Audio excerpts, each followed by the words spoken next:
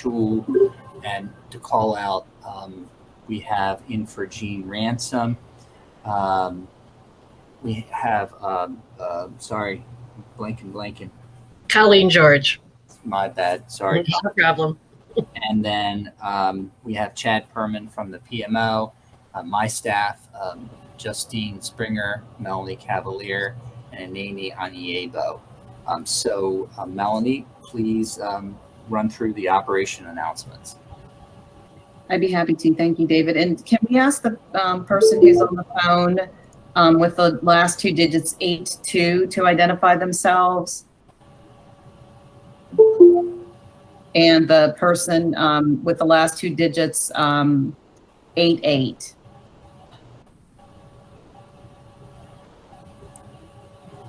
They may not know how to unmute themselves. Okay, so I'll go ahead and run. Melanie, this is Patrick Dooley. Sorry, it took me a minute to figure out how to unmute myself. Patrick Dooley on the line here. Okay, and we also thank you. We also have Stacy Cohen and Scott Berkowitz and Dr. Pham joining us. Go ahead, Melanie. Okay, great, thank you.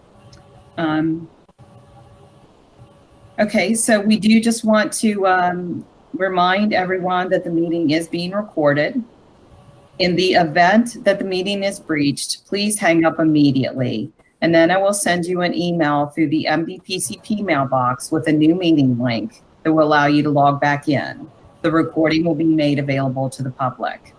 Please contact Anena or Melanie or send a chat message if you're having technical issues.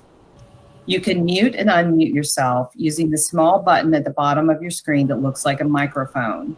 Please remain on mute when you're not speaking to reduce the background noise. Staff may mute you if there's a lot of background noise, but everybody should be able to unmute themselves. For those on the phone, there's a function that you have to press to be able to do that. You can use the chat function to send notes, but it does send the chat message to all attendees. You cannot send chat messages to specific attendees with this technology. So please announce yourself when speaking. So anyone is free to speak throughout the meeting. Since there are a lot of people in the meeting, we ask that we like to sequence the speakers when possible. So please signal the team when you'd like to speak, and we have a variety of ways to do this. One method is to hold up a white sheet of paper like this. Try to hold it so that we can see it with the camera. Another method is to press the button in the middle bottom that says raise hand. It actually looks like hand. And if you press that, you'll see that you can keep it raised until someone calls on you. The meeting facilitator, which is Dr. David Sharp, may also call on people to ensure that we have a range of perspectives. So at this time, I'm going to turn it back over to David. So thank you, Melanie. A couple of folks joined. So let me just announce Kathleen Logren, Dr. Berkowitz, and I believe we had Dr. Pham, who I have announced, but I think we've captured everyone. So with that, Dr. Riedman, please proceed. And you are muted. Great. Can you hear me now? There we go. Yes. So I hope everybody's having a good summer. I appreciate y'all taking time out from your summer and your vacations for this updated meeting. Most of this, I think, is going to be from Dr. Half's PowerPoint and some updates on where we are over the last couple of months since we last met. I'm not going to add too much to this meeting tonight. Just can welcome everybody, and I'll turn it back over to Dave and Howard so we can move forward. Sure, and I would like to acknowledge Bob Atlas, who joined momentarily. And with that, Dr. Half, we will invite you to proceed with the presentation, which we will present on your behalf. Just let us know when to advance the slides. Thank you very much, David and Michael both. I really appreciate your leadership in the council, and to all the advisory council members. It has been indeed a long time, and I'm very pleased to be back bringing you an update on where we are in the Maryland Primary Care Program, and look forward to, as always, to your input and your guidance. That is the purpose for having this council, and we truly enjoy the good guidance and counsel that you have provided in the past, and look forward to that continuing in the future. But we have a lot to go over this evening, and I thought, well, let's just get started with it to be conservative with everyone's time. Why don't you go on to the next slide, please? Dr. Haft, Yes. would you prefer questions along the way, or would you prefer the council to wait till the end? So now that we've had several years with this council, I appreciate that there's no way of stopping them from making questions along the way. So, And I would also like to acknowledge joining in the call this afternoon our executive director, Mr. Ben Steffen. Ben, it's great to have you here also. So a couple of just quick administrative updates. Well, the framework for tonight is we'll do some administrative updates, bring you up to date on kind of where the program is, over the last year or two, and then talk about some impending changes and get your guidance in relationship to those. So first, we had a Provider Leadership Academy that was scheduled for September. Looking forward to that. It was done in conjunction with Care First, but unfortunately, because of this reoccurrence of COVID, we'll have to postpone that. But we will put that on sometime live, face-to-face, at sometime in the future, hopefully not too distant future. Parenthetically, I'm also looking forward to meeting with this council face-to-face again sometime in the future. So that will be a wonderful thing to look forward to. Our annual report draft will be coming out to you, the council members, within the next few days.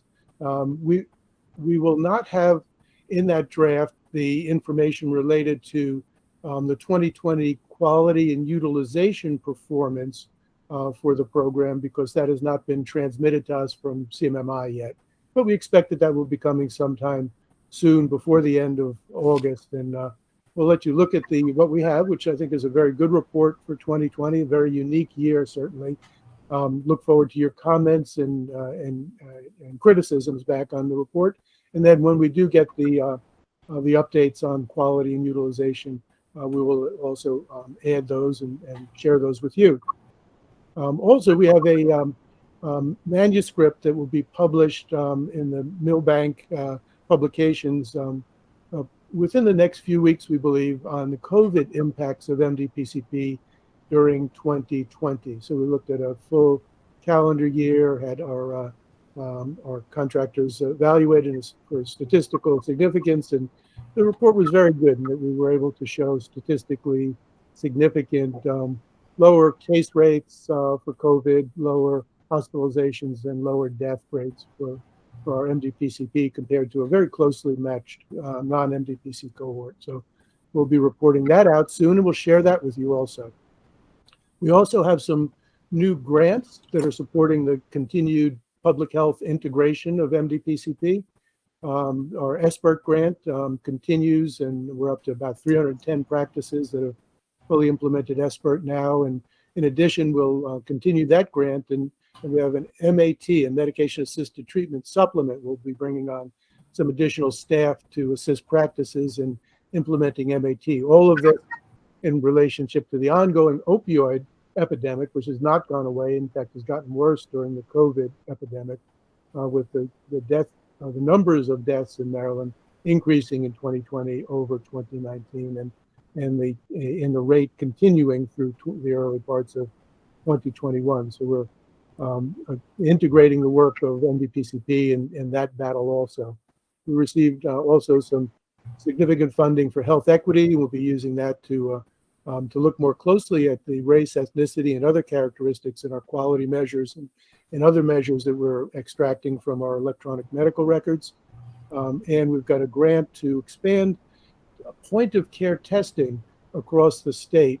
So that was one of the things, that testing is so critical to COVID.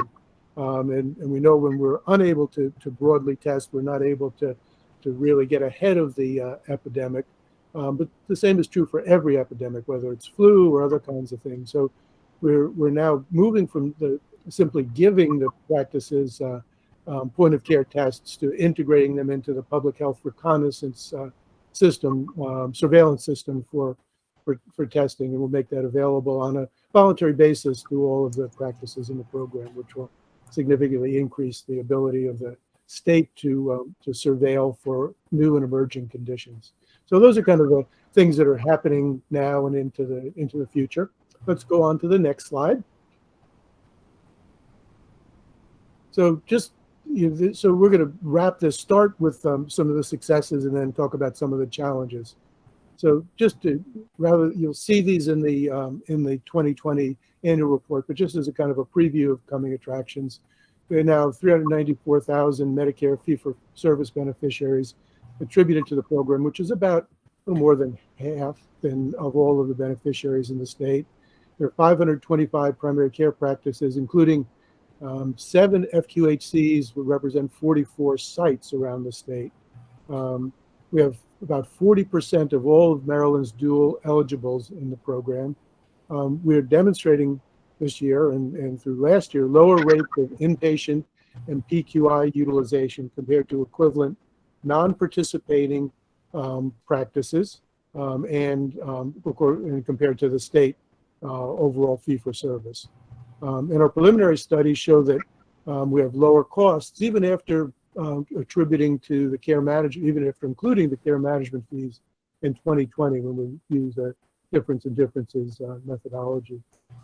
Year over year, utilization rates were declining in 2019 to 20, in 2021, and really one of the really strong pieces of kind of why this is happening is that we count about 20% of the beneficiaries under our care are under longitudinal care management.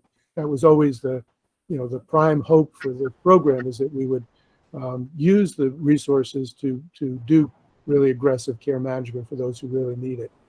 And in terms of follow-up after hospital events, in Q1 2021 was about 78.7% inpatient follow-up and 79.8% ED follow-up, which is really dramatically good.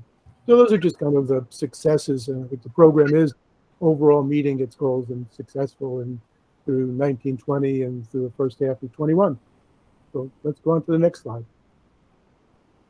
So back to where we really need to discuss tonight, this timeline that we're so thankful that through 2020, many of you gave up your Tuesday nights week after week after week as we worked through data analysis, considerations of meeting the request that CMMI made to the PMO and Advisory Council to develop a track 3 that was similar to primary care first to increase the practice financial accountability.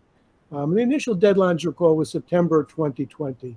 But we looked at that, I think, carefully with our contractors and with all of you, and then I think said, this is a heavy lift to do in a couple of months. So we requested the deadline be moved to the end of the year, which CMMI agreed to. And shortly before the end of the year, we submitted a proposal to CMMI that would take the basic bones of a primary care first program, make some alterations, and make it the track 3 that we were looking for. And that proposal was endorsed by the Advisory Council. And that was submitted in December. In March, CMMI came back and said that they could not accept that particular proposal, and the element in that proposal, after we went through the iterations of several weeks of back and forth, was that we needed to eliminate was the piece that had to do with as you recall, the flat fee. The flat fee, as it was constructed, created a situation of significant winners and losers even before performance adjustment. So the losers could lose as much as 40% of their Medicare total revenue, and the winners could gain as much as 35%. But there was a significant number of losers that was unrelated to their performance in the program or other kinds of features that we said we could not accept that as a measure. We made a suggestion of adjusting that flat fee relative to the prior revenue base of the practices, similar to CPC, And as we waited for that response, CMMI came back later and offered us instead 3 options. They said the 3 options were primary care first with that flat fee, a modified track 2, or keeping the program exactly as it is now, unchanged. But the unchanged had the footnote of saying, we're not sure that we can, if there's no movement toward further accountability for the providers, we're not sure we can continue this program. The state, and I think we reviewed this briefly with the advisory council also, selected the modified track 2 with the addition in the modified track 2 added a total per capita cost measure to the current performance-based incentive plan. So added a what was, I think, originally our agreement that we would move toward including some total cost of care accountability. So we agreed to that. That was in May. In June, CMMI came back again and said, we have some other things that we want to also change. And they wanted to, they indicated that they would be eliminating the override, and I'll talk about this a little bit more, in the care management fees. As you recall, the program when we started it focused some additional funding, putting the things that were highly prioritized by the state into the complex category, and those were pervasive behavioral health issues or diagnoses, dementia, and substance use disorder. And all of those, anyone with those conditions was put into the complex category and provided that additional funding. CMMI felt that was no longer appropriate, and we'll talk about the reasons, but it was essentially because 2 of those were then in the current version of the HCC categorization were going to be included as one of the elements in that HCC categorization. So they wanted to eliminate that. They also, as they eliminated that, wanted to add ADIs, area deprivation index, to adjust the care management fees. And they indicated that the program would be losing its AAPM status because of failing to meet the 5% revenue at risk hurdle in 2021. So it would lose it it would be given a pass for 2021, but would lose it in 2022. And then also and the last thing that was going to be changed was shifting the benchmarks for acute hospital utilization from historic benchmarks to a concurrent benchmark to account for the changes in for decreased utilization during the pandemic. So those were the things that were presented to us kind of newly in June after the May kind of agreement. So let's go on to the next slide. We'll drill down on that. So this is just as a reminder. You've seen this slide before, but by recollection, this was the flat fee effect that it caused on the base revenue, the total base revenue before performance adjustments under primary care first. And you can see there was about, 16 or 18% of the practices that would have lost 10% or more of their base revenue, and quite a few that were losing 30 or 40% more. So that was the part that we said. And then the secretary indicated that creating a system that created these kinds of winners or losers was not going to be acceptable. We'll go on to the next slide. So in May of 2021, here was the option that CMMI presented for track 2, the one that we said this is fine.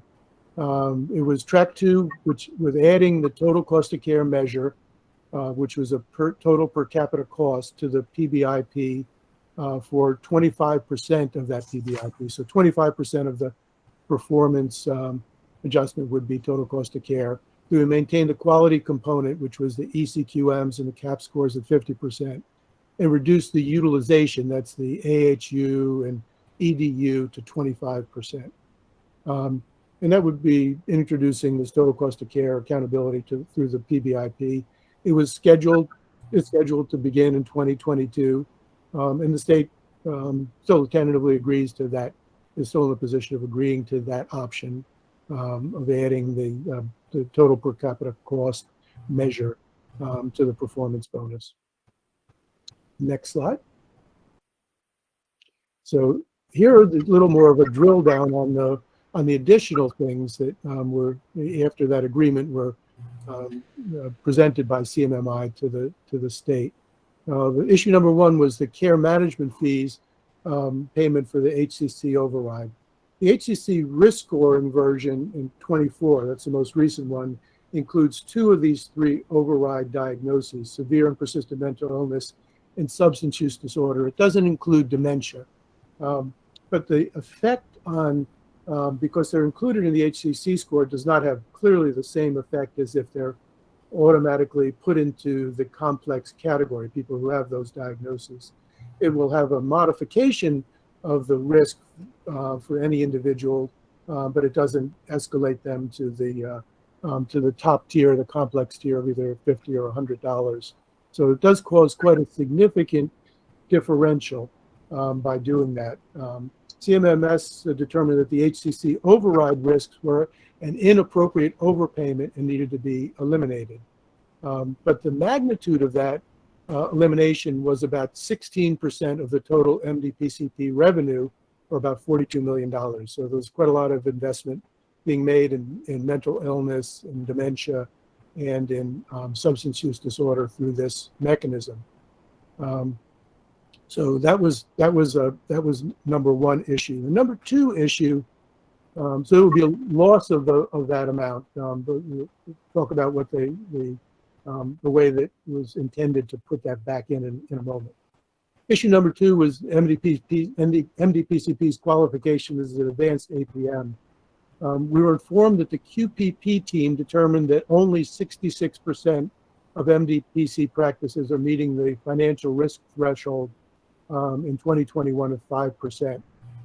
And according to their regulations, in order to achieve AAPM status, 100% of every practice needs to meet that 5%. So even one practice not meeting it eliminates the program from being an AAPM. Dr. Haff, can I Yes. pause for a moment? We have a question from Stacia Cohen. Absolutely. Stacia, please proceed. Howard, I'll let you finish your statement here, but as I was reviewing the materials in advance, I was concerned for around the second bullet point for us to be considered in 2022. My understanding, just from my experience, is that has to be loaded by September 1st. And so if we don't have AAPM status for 2022 now, I think that ship has sailed for 2022. Are you hearing something different than that? I think that's something that's still being negotiated, is to my understanding. So I can't tell you one way or another. Yeah, fee schedules get loaded in time for September, so I'm not sure that, I'm wondering if there's a disconnect there and that what you're negotiating is 2023 payment, not 2022 payment. That might be helpful to get some better clarification on. I thought I understood that the 2022 ship had already sailed. So that's a great question. According to what we understand, that it would have sailed in 2020 for 2021, and perhaps even in the past, based on this determination. But what we were told was that QPP has the ability to do an override, so that's why we're giving a pass for 21, and the 22 is again a discussion that's above my pay grade. Okay, thank you. I think you're, the signals that I've been getting are pretty much confirm what Stacey's saying. I know that there's an active attempt going on to try to get that changed, but it's being referred to as a somewhere between a Hail Mary and a pulling the chestnuts out of the fire kind of maneuver. So, the real question is, can we hang in through 2022, keep this program fully as vibrant as it is, and restore it for 2023?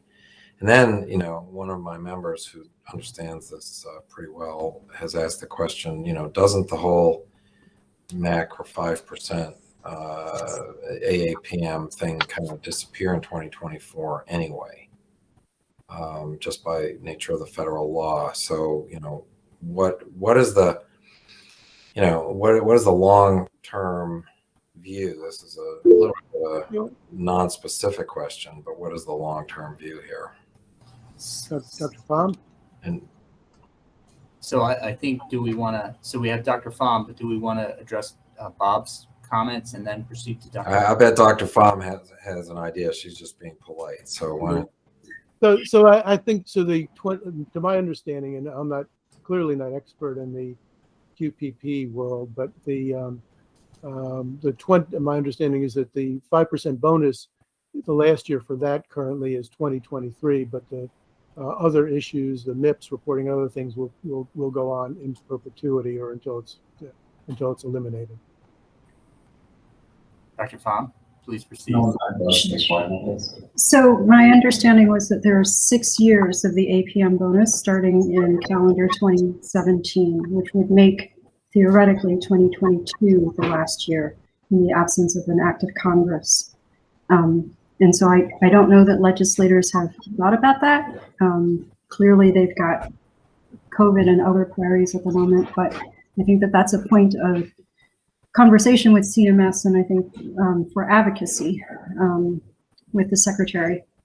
I mean, a lot of providers will be circling around this, but it's going to come up because the only reason it was limited to 6 years was that at the time, CBO could not find enough pay-fors to extend it beyond 6 years. So it's a question of whether Congress can come up with more tricks now. Okay, thank you, Dr. And given that they're quite happily doing deficit spending, I just don't know what the answer will be. And we have a comment from Stacia, or maybe it's actually Debbie Kuchka-Craig. My apologies. Yeah, hi. I was just curious about other programs. 100% of practices have to all qualify for anybody to get it. Is that the way other programs are run? It just seems odd, given that this whole program is practice specific. Like, we're not all in it. It's even at a system level, we're submitting 52 different practices, and each practice has to stand on its own. And yet here we're saying 100% must meet. I'm just curious as to whether other models also have that 100% requirement, and is that an option to negotiate with them? Dr. Hatt? Yeah, this is something that that is to me anyway shrouded in some mystery. I agree that this is a unique kind of threshold to have 100%. You have 1,000 practices in the country, then one misses, then and everybody misses. But I think it's a matter of how they're interpreting their regulations.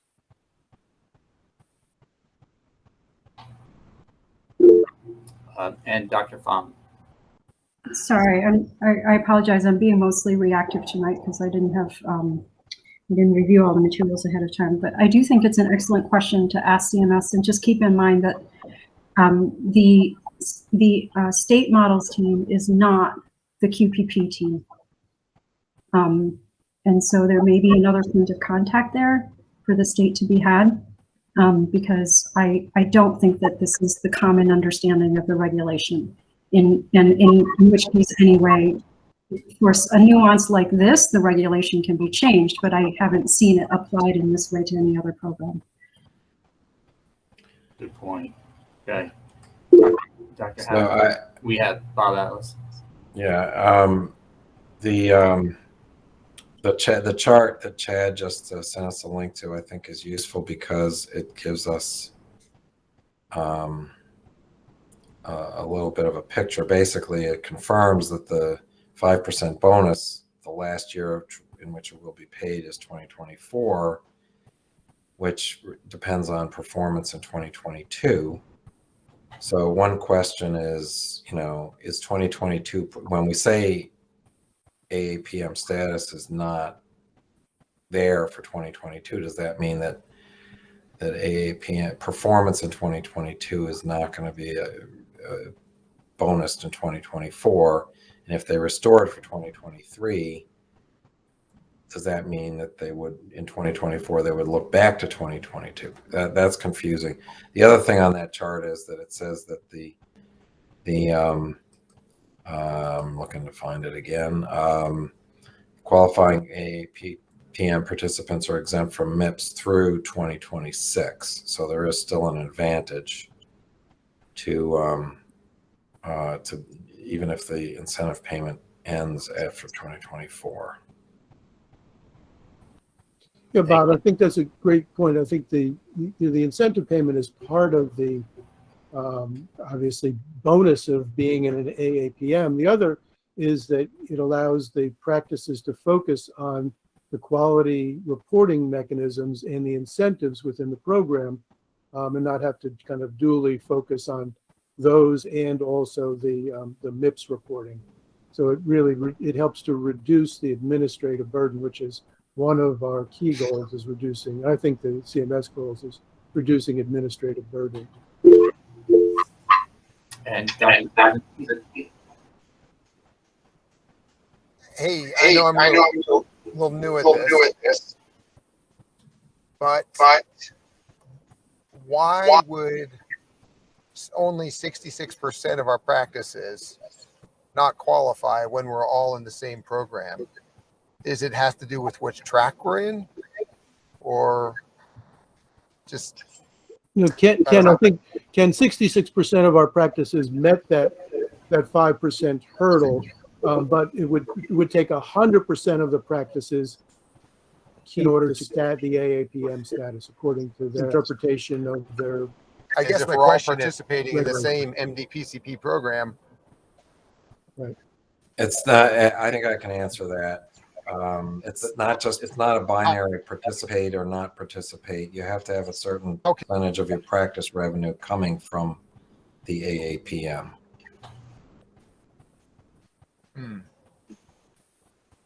Gotcha. So Dr. Key. Yeah, my comment is about the override. So looking at the override policy and the goal to try and eliminate overpayment for CMF payments, and knowing based on the reporting, Dr. Happ, that you shared, that we see decline in utilization based on targeted long-term care management, how does this impact us maintaining that level of performance utilization if this would be eliminated? So it would as it stands there, it would eliminate some investments in care management fees, so it would reduce the ability to deliver those care management services. So if they know that, is that a point to discuss with CMS in terms of impact of this decision and what that means for the entire success of the program in terms of reducing total cost of care? It is, and in fact, I think it's a good point for discussion. CMMI has indicated they would take that amount that was lost by virtue of eliminating those overrides and put it into a pot of area deprivation index of some kind, and then redistribute that based on to practices that are serving those who are in areas that are deprived. But we're not sure. We haven't seen any modeling about that. And the concern there is that it would, again, create winners and losers. It wouldn't be the same kind of distribution of care management fees that we have now. If there's a way to keep that investment level and not create the winners and losers, I think that's something that would be very beneficial. So that said, just something else to add to that, knowing that most of the payments, the way the practices and the CTOs have been allocating resources, is really based on the different tiers of payments to support the practices and the beneficiaries.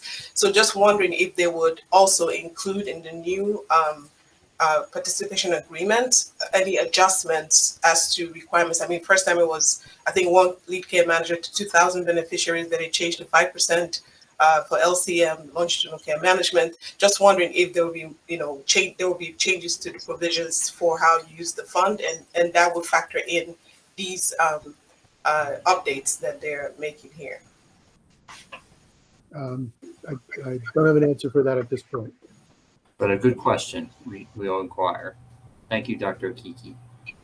Dr. Haff, please proceed. Oh, Dr. Haff, hold on. I think we had one more question. Stacia Cohen. Thanks. I guess I'm trying to read between the lines, and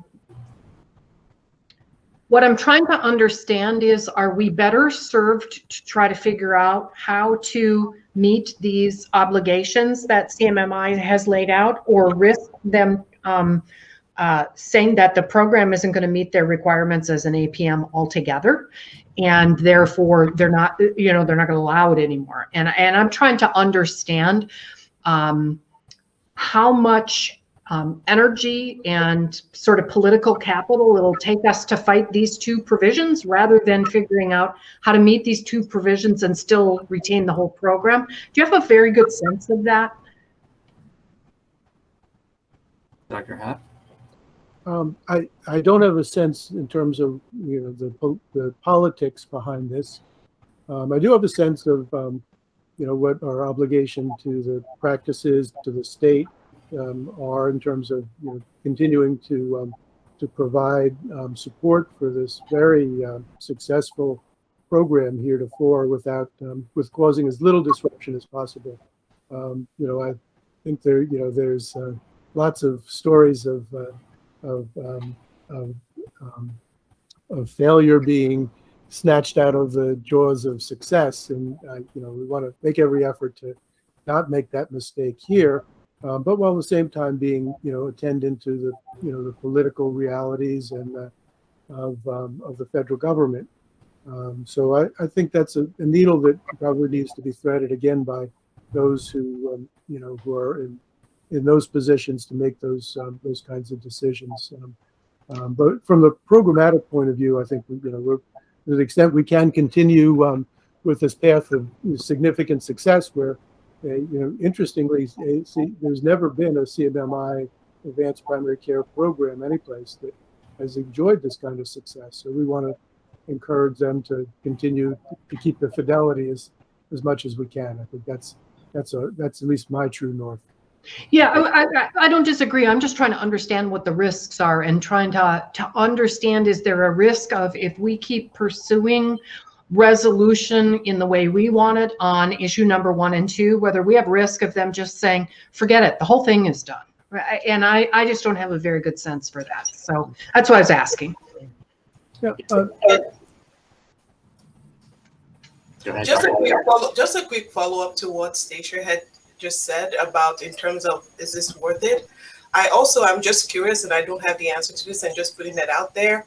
With the cycle of the ACO closing yet again, are we seeing practices opting out to just stay in the MDPCP program and no longer in ACOs, or staying in both?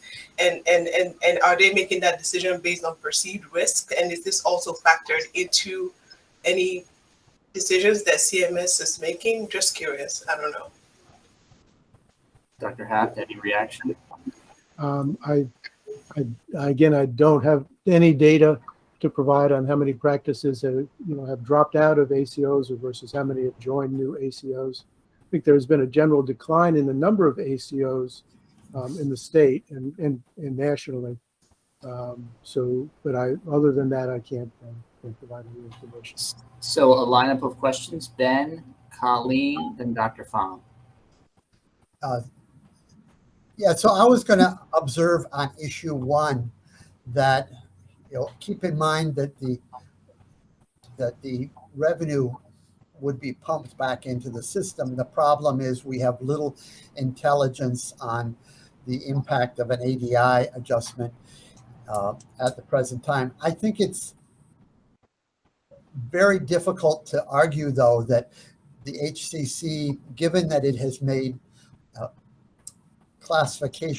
they've made class improvements in the HCC, that we should continue to have the override when 2 of the 3 conditions that were overridden are now incorporated into the adjustment.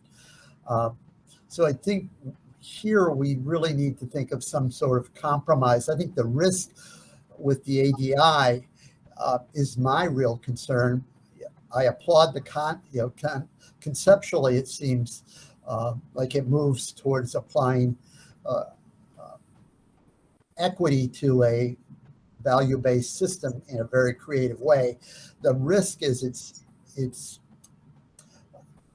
a new effort. We're basically applying that feature to a program that includes over 500 practices, and I think we ought to be looking at how that's going to affect the program. Probably that's a more productive approach than challenging the override, given that they legitimately can say, well, we've incorporated 2 of the override conditions in HCC already. Good point. Dr. Pham, excuse me, Dr. Pham, then Colleen.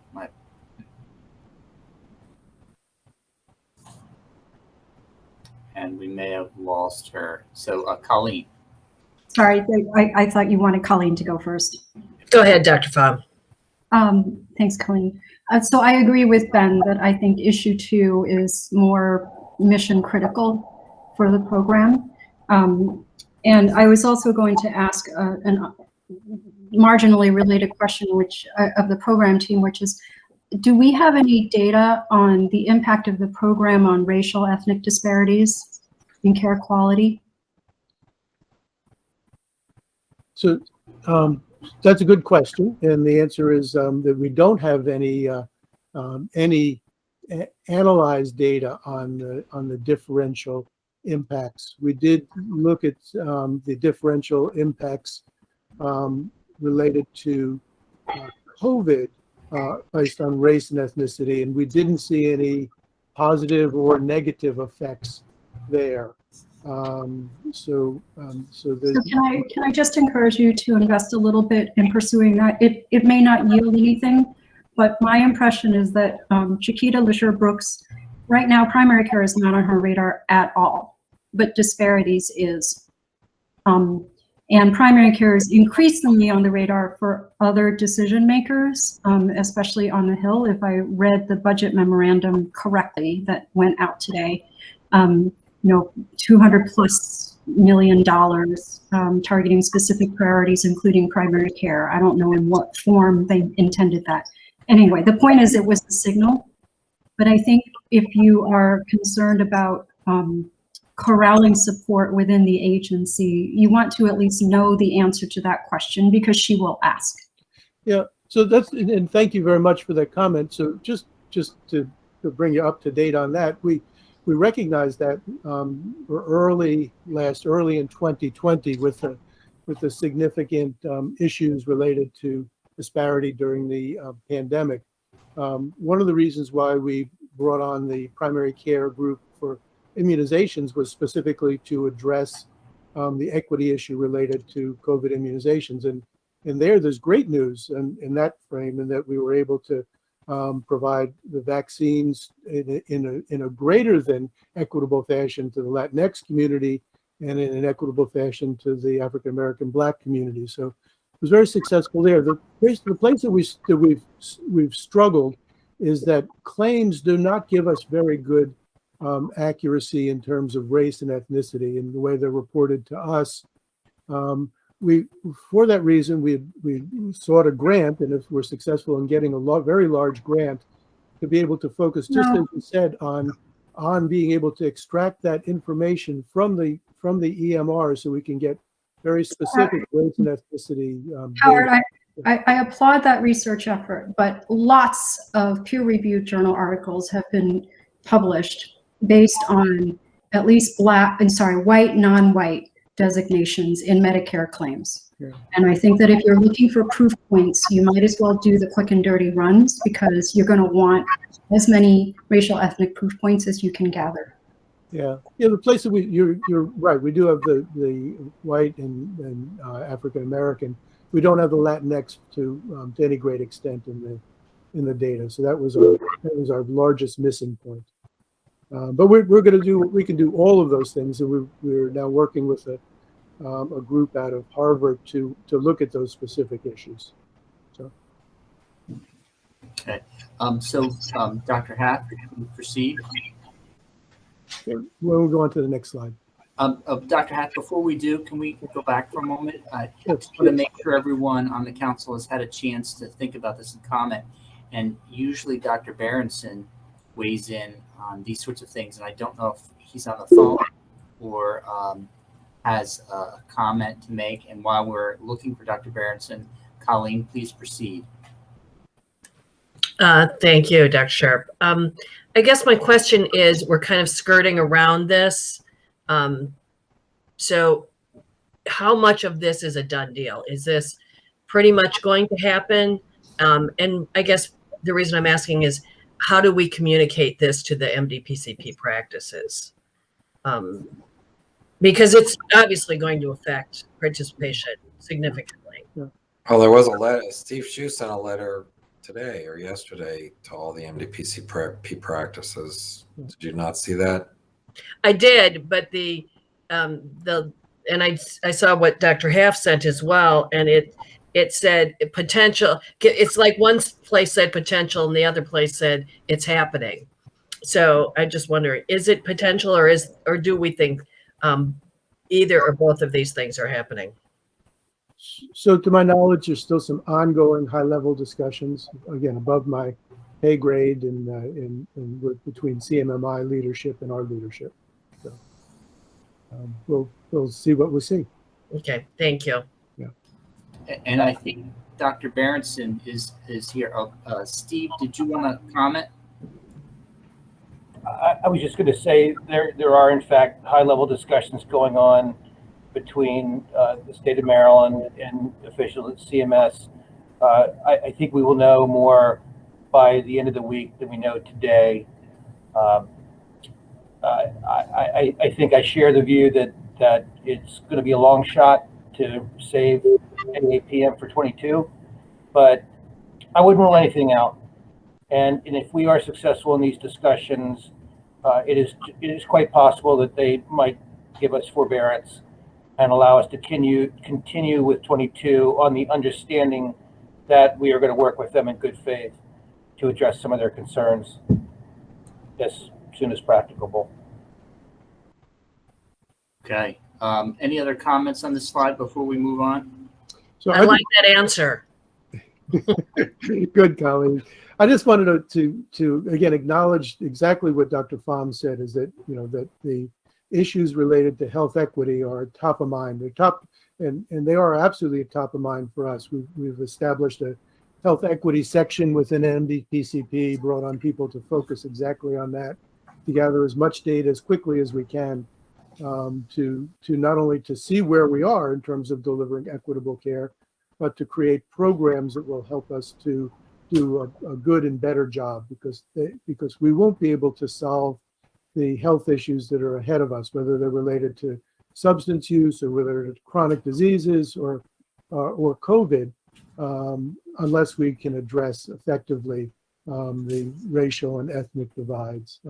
For that reason, we've established a really aggressive program together with Chris to identify social needs, to do referrals to community-based organizations, to meet those needs, et cetera, et cetera. This is a top of mind and significantly invested of everything we do every day in the program. So, Dr. Pham, I didn't mean to say we're not doing this. We are doing it. We're gonna do it as quickly and as effectively as we can, because if we don't do this, we won't do anything else.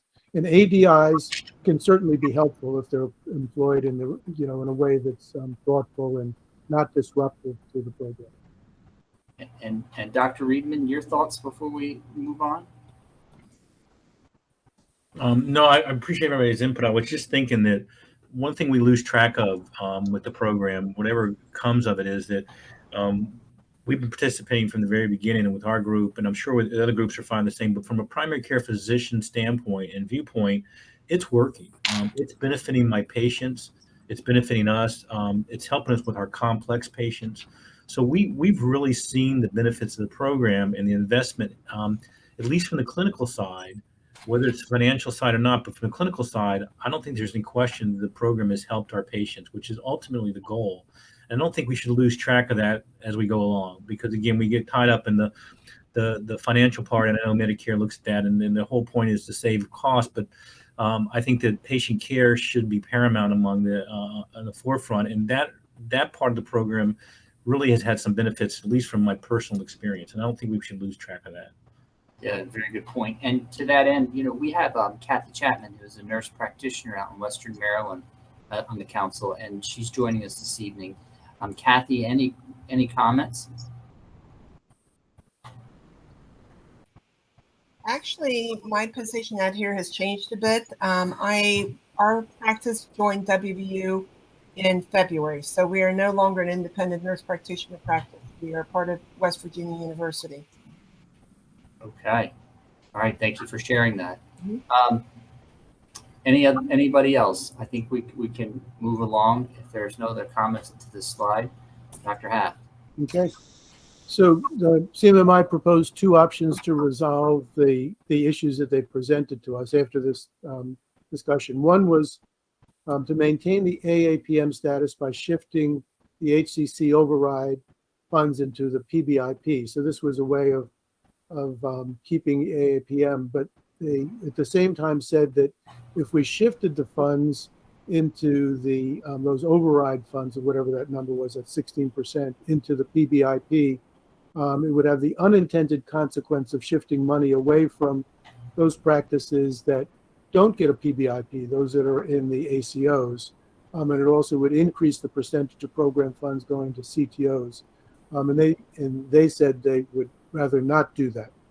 The other option was still to lose the AAPM status, but not tie the HCC override funds to risk. Instead, take the HCC override funds and put them back in the care management fees, but distribute them as determined by ADIs. Unfortunately, we didn't. They didn't have time, or they didn't see what the impacts of that would be on a practice level. So I think that's where we are now, is asking. ADIs are certainly very important, and knowing where people live in areas that have relatively deprived socially on the large scale things that go into ADI determinations could be important, but it's not the only way that that the fund should be distributed. So we're, I think, looking to see what that impact would be on a practice level. So if there were, again, significant winners and losers based on those EDIs, it could be disruptive to the program again, without necessarily knowing whether that ADI reallocation will have any positive impact. There's no studies to show that giving larger amounts of ADI care management funds will have an actual impact. So we would need to understand that better before we would want to make wholesale changes in the program. So, Stacia, you had your hand up. I'm not sure if you've taken it down or you still have a comment. I guess I was questioning about option number 2 and the loss of AAPM status, and that may be why I was sort of asking this question on the previous slide. CMMI's been fairly forthright that they're not advancing or supporting any kinds of models that aren't AAPMs. And so I think that's the nature of my question about, does that create some risk of them not supporting MDPCP in its entirety? And so I just was, have you done some considering or thought about that? Because I think option 2 feels like a bit of a gamble. If we say, okay, we're cool with loss of AAPM status, we may be saying, okay, we're cool with losing the whole program. That feels like a risky proposition. So I'm interested in your thoughts about that. Dr. Happ? Yeah, so I again, I don't have an idea of how CMMI leadership thinks. I know that I think the rational approach is when you have after 10 years have a winning program, to be as little disruptive to that program as possible. I don't know what the thoughts are past that, but I think I'm neither in favor of losing AAPM status nor shifting what would amount to a major amount of risk onto providers for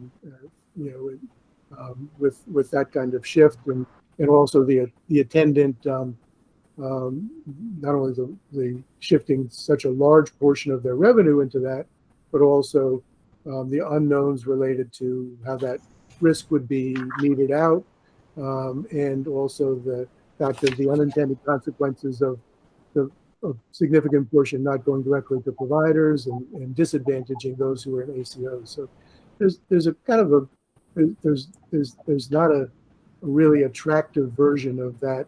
I think we've offered some significant and attractive versions of the kind of the track 3 piece that would that eliminates the dramatic changes that occur with the flat fee portion, that serve everyone's purpose. And I would hope that we get back to discussing ways in which we can strengthen the program, continue to add some risk where it's appropriate, and meet whatever that threshold is by adding some additional risk, but not disrupt the success. So I think that's where I'm thinking. But where are the where our colleagues at CMMI are, I can't opine to that.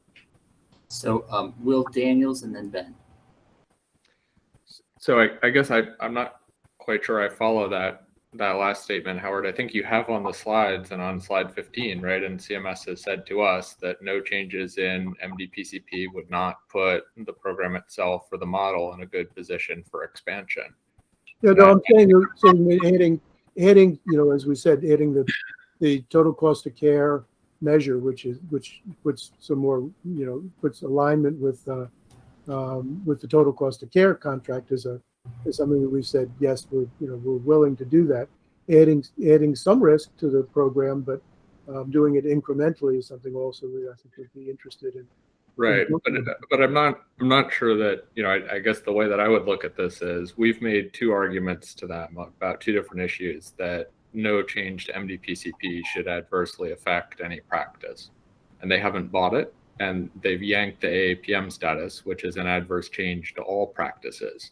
So I guess my concern is I don't think we're convincing them by the argument that there can't be any distributional changes within MDPCP, and they've in fact made a change that has resulted in a loss of revenue for everyone. And so I think that should be read as an indication of sort of where they're coming from and thinking about this strategically. And I'm not sure how long we can persevere in trying to push back on changes that result in distributional issues of the CMF between two practices if they're starting to take away sort of components of the program that we consider to be major and important. Thoughts, Dr. Haft? Yeah, no, I think I certainly welcome Will's thoughts. I think there's probably some basis for, since he was on that side of the fence for quite a long time, for understanding how the thinking is there. And again, I would defer to to those who are negotiating this at a higher level to take that into consideration. Again, my position is to keep this a strong, resilient program continuing on the course that it is, which is saving money and improving the health for the state with as little disruption as possible. It would be my hope that the course that it's on, pieces of it. That's the concern, right? So yeah, and then Bob, Ben was in the lineup. Yeah, go ahead, Ben. No, this is just a quick point on, I think Stacia's point about, I think that Dr. Pham has maybe made the point already, but this option 2, I wouldn't think that CMMI would be pushing Maryland into a situation where we would lose the MDPCP program in its entirety, especially when seems strongly wedded to using the area deprivation index as a component, a feature of the reimbursement system. So I would kind of minimize it. I would emphasize what I said before, that the ADI, the risk with that is just how would it be implemented. It's a population-based metric. There would probably be some significant inequities in the way it's applied, given practices do not necessarily mirror the population areas over which the ADI is measured. So it's an appealing idea, but it has to be proceeded carefully. But I don't think they would be pushing us to use it while at the same time they would be sacrificing the program. That's my hope. Yeah, but I don't think they're sacrificing the program. I think they're trying to tell us what we need to do in order to keep the program. And they have said, do something like track 3, right? And, you know, I think they're trying to be helpful. But I think that what we're running into a danger of is being resistant to the things that they're saying we need to do in order to continue the program, because of distributional issues between practices within the program. And I don't know that that's going to be convincing for them to override whatever policy rationale caused them to say you need to do something like track 3. And so I agree with you, Ben. I think CMMI has been very supportive of the MDPCP program. And I think they're trying to support us right now by giving us hints about what we need to do in order to be successful. And the concern that I have is that losing the AAPM status indicates that we have not been doing, you know, heading in the direction that they're trying to hint us towards. And we're starting to encounter some of the turbulence or rapids or whatever analogy that you have that they've been trying to steer us away from. Yeah, so we're successful now. The changes will produce some difference. It may produce worsening, it may stay the same, or it may get better. We don't really know that the changing now will produce a better result than the positive result that we have so far. So I don't think we can easily say they're telling us how to get better. So yes. Bob, I know you've been waiting. Thank you. You know, I want to underscore, amplify whatever Will is saying. I mean, I think that, you know, I don't know from this business about the HCC override or whatever, but, you know, this MDPCP is part of our total cost of care model, which is very valuable to the state of Maryland. We're getting a very strong signal from CMS, which, by the way, MDPCP, you know, from their perspective, MDPCP is a derivative of the CPC Plus program, which they have turned their backs on, believing that it's a failure.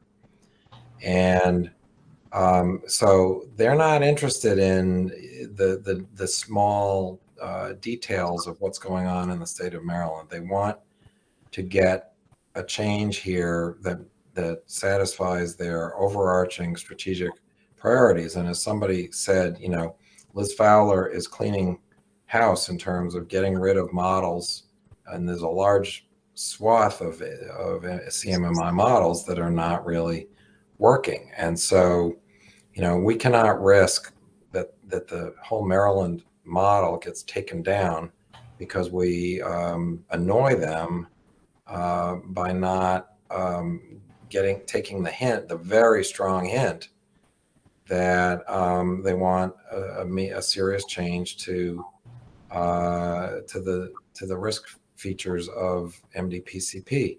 And if that's going to put some folks at risk, let's figure out how to, within the state of Maryland, how to, you know, buffer that rather than, you know, duking it out with CMMI. We are not going to win that battle.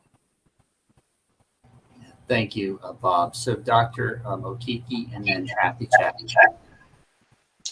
Yeah, just thinking out loud to close the loop. I think if CMMI is proposing a way to resolve the issue and they have this option 1 and 2, the question is, can they tell us what the disadvantages are? if we lose AAPM status from their perspective, based on what they're thinking now and based on what they plan to do in the future. Because I think we're speculating with not being sure exactly where they were going with this.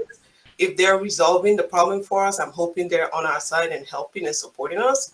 So if there are any other, in between the lines or undercurrents we need to know about, let's just be upfront and ask if there's some additional material we can read or study up on to understand what it means to lose the AAPM status, and then go from there.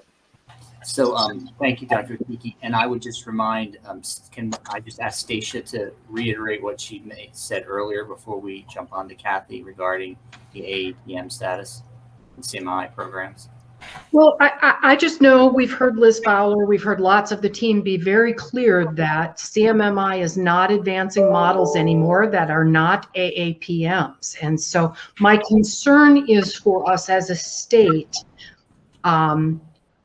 being content with losing the AAPM status to solve this issue, as opposed to figuring out how to comply with what they're asking for us to, and as Bob said, figure out how to buffer that someplace else.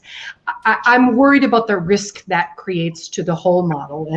And I do think Dr. Phom's point was fair. I don't think they're trying to make that happen. I think they're showing us the path to how to avoid that. And I'm concerned that we're spending more time trying to figure out how to argue with them about it instead of how do we fix this so we can secure the status so we don't create more risk.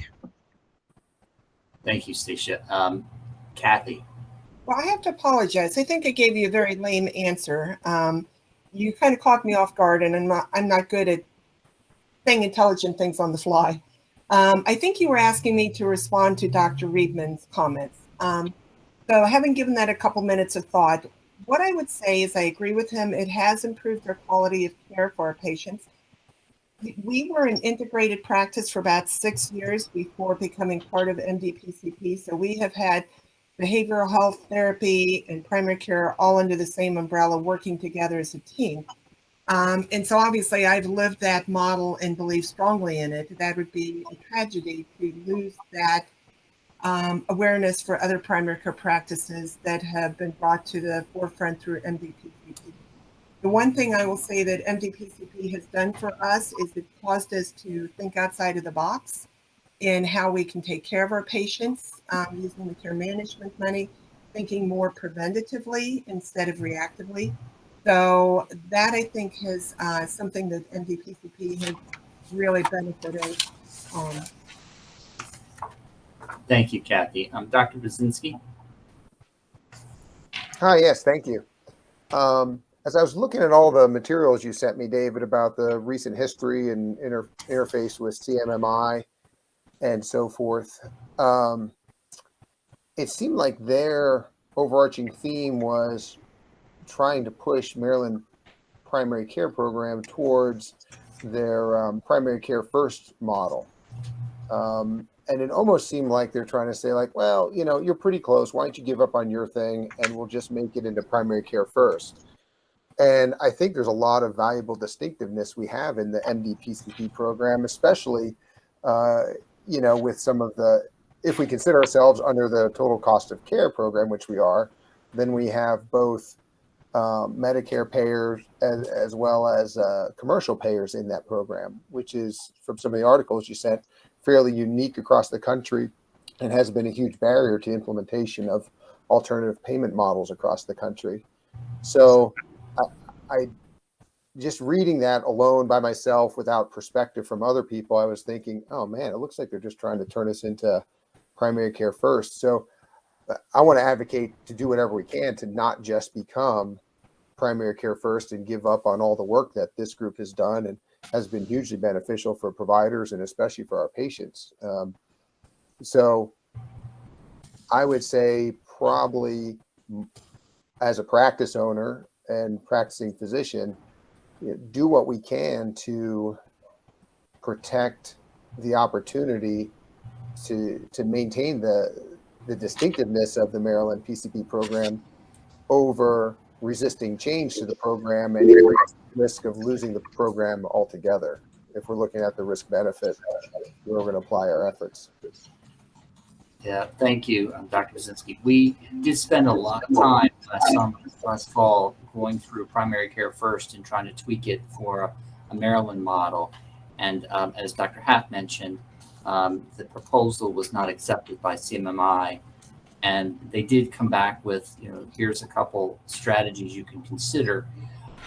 What we did sort of agree to around the primary care first program, there's a great deal of complexity in that program that nationally practices are still struggling to understand. And the uptake hasn't been all that great just yet, but maybe that will change. But I think, as some noted, I think Bob noted that CPC Plus and some of the other programs have been removed from the lineup. So we are sort of at a point of where we have to change direction one way or the other. And I think what's being proposed here this evening is a reflection of that. And before we get to Dr. Berenson, I think Will had a comment to make. Yeah, thank you, David.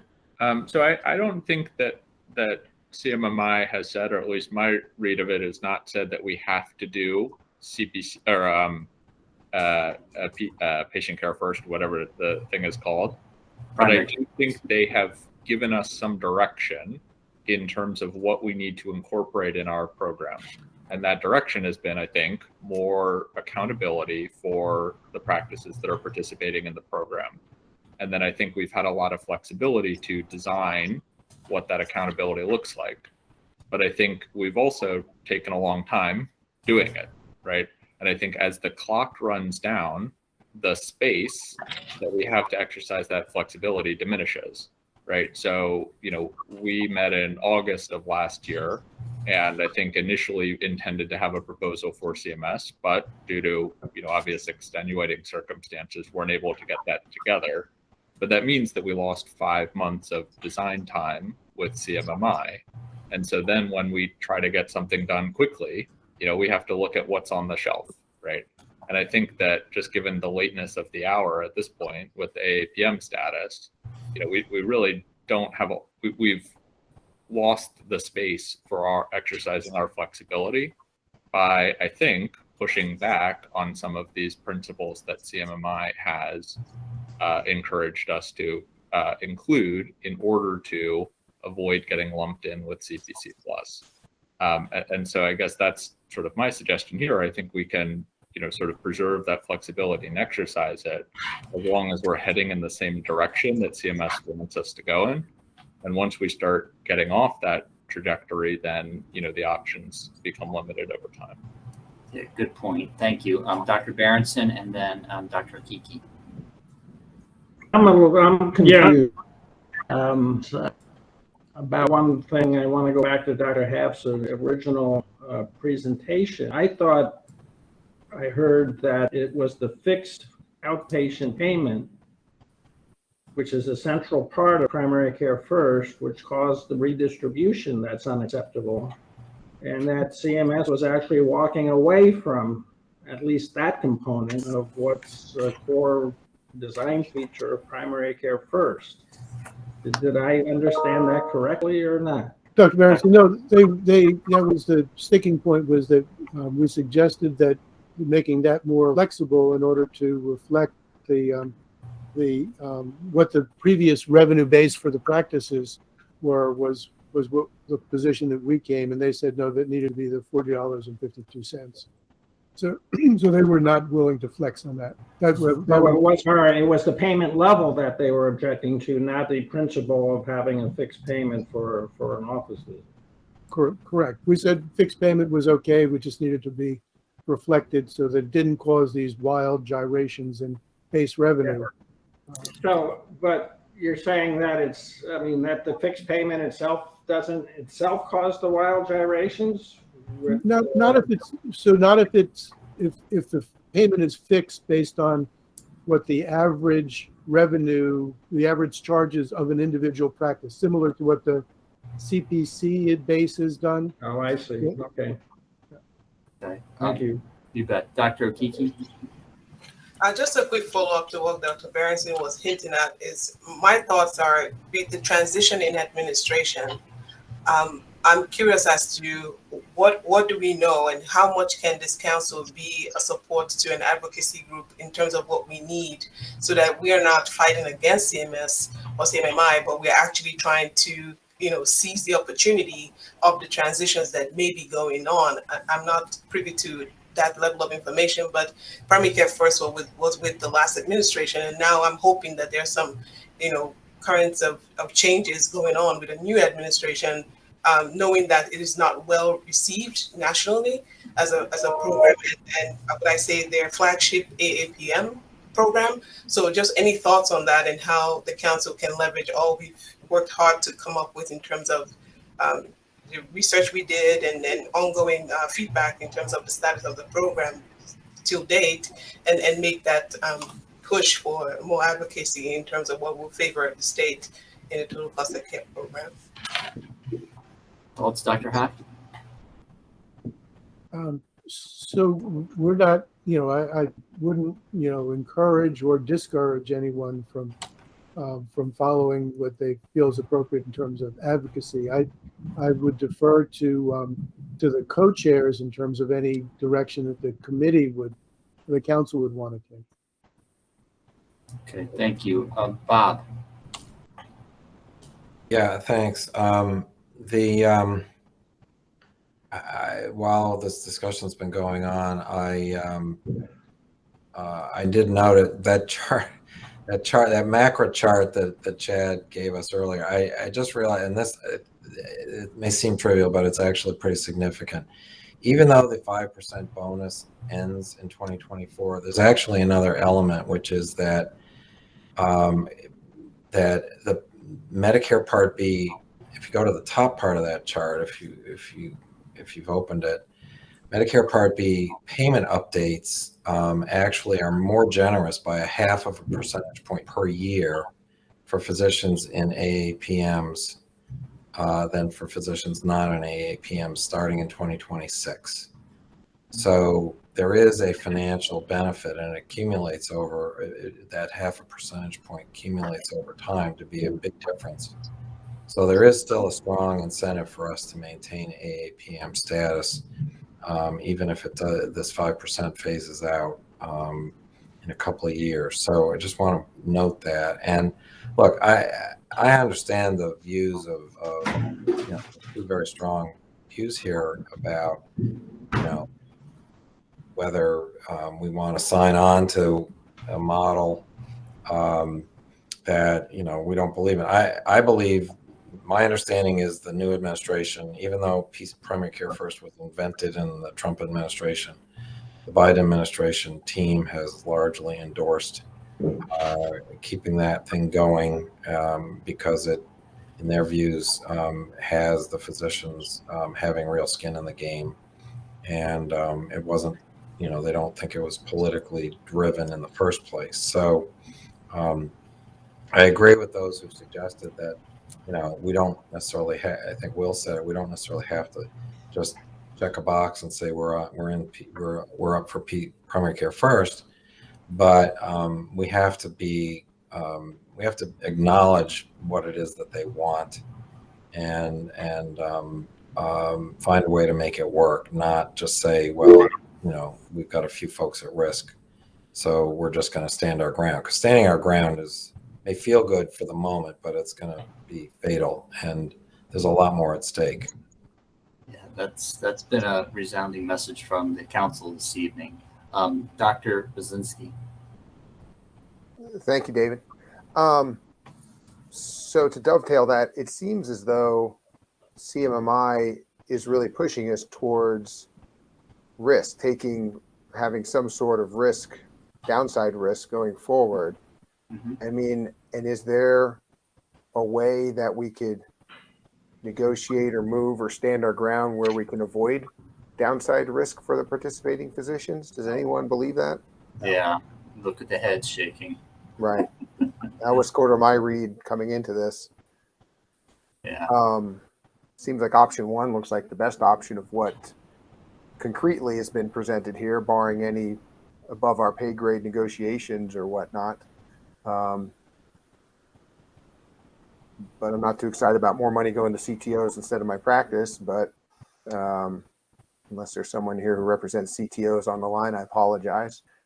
But if we have to give direction or recommendations, I think there's value in maintaining that AAPM.